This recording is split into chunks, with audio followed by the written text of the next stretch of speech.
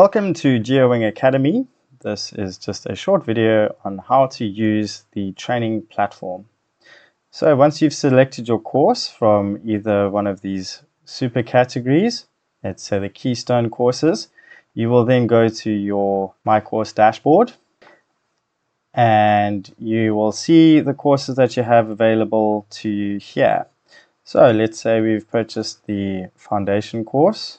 This window will open up here. And here you will have the description of the course, the parts and the information that will be taught within the parts and the duration of the parts. And you will also have your data download section. So if you have raw image data that you would like to process in WebODM, WebODM is not included in these courses, then you can download the raw image data here and process it yourself, or you have the option to download the pre-generated map data sets that will be used throughout the Keystone courses.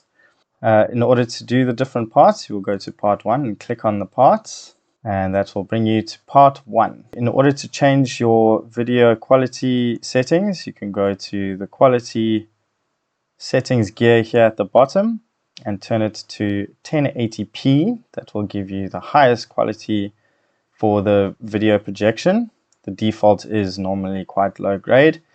Once your video is open or playing, you can then double click on the window to get it to play in full screen.